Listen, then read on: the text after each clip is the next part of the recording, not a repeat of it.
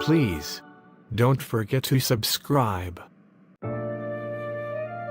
Peter Mayhew's family announced via his Twitter account that he had passed on April 30, 2019, surrounded by loved ones in his North Texas home. Peter Mayhew was the man behind the mask of beloved Star Wars character Chewbacca in the original trilogy, Episode 3 of the prequels, and The Force Awakens. He also consulted on The Last Jedi in order to teach his successor. John Singleton, best known for directing Boys and the Hood, was removed from life support on April 29, 2019, after suffering a stroke earlier that month. His publicist released a statement from Singleton's family that this was an agonizing decision, one that our family made over a number of days, with the careful counsel of John's doctors. Singleton passed later that day. In 1991, at the age of 24, Singleton became the first African American and youngest person to have ever been nominated for an Academy Award for Best Director. His directing work also included Too Fast, Too Furious and the series Snowfall. In addition to directing, Singleton worked as a screenwriter on films such as the 2000 Shaft and also as a producer, working on Hustle and Flow and Black Snake Moan. Canadian model and actress Stephanie Shirk passed away on April 20, 2019 at the age of 37. A cause of death was not revealed.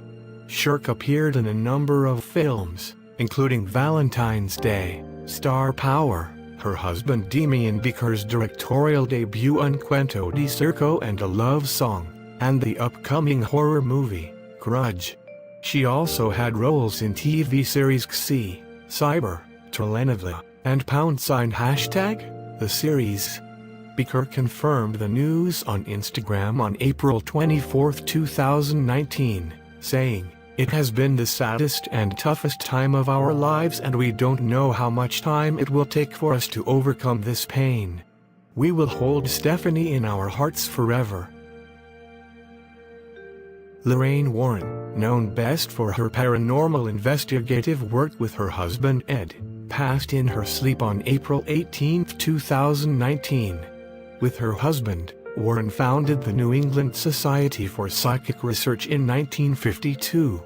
The Warrens were some of the first investigators involved in the Amityville haunting and were involved in investigations including the Annabelle doll, the Perron family, and the Enfield poltergeist. Warren served as a consultant for The Conjuring in 2013 and even had a cameo in the film. The case files of Warren and her husband serve the basis for the Conjuring universe series of horror films, where the character of Lorraine Warren is played by Vera Farmiga. Mailesha Naylor, a young actress with roles on CBBC shows Million Between and Almost Never, passed on April 7, 2019, after collapsing. She was 16. An aspiring model and singer. In a recent interview with Trees magazine, Naylor mentioned that she was a part of some amazing projects out real soon.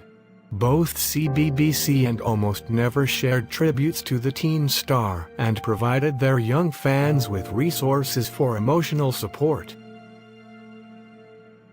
Actress Georgia Engel, known best for her work on The Mary Tyler Moore Show and Everybody Loves Raymond, passed at age 70 on April 12, 2019. With a busy career that kept her in movies and on TV steadily over the years, Engel's last work was on an episode of One Day at a Time in 2018.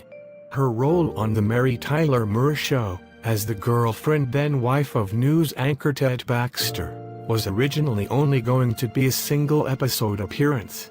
Engel's work cemented her place as a regular on the cast, and she played Georgette Franklin Baxter from 1972 to 1977, earning 2 Primetime Emmy nominations.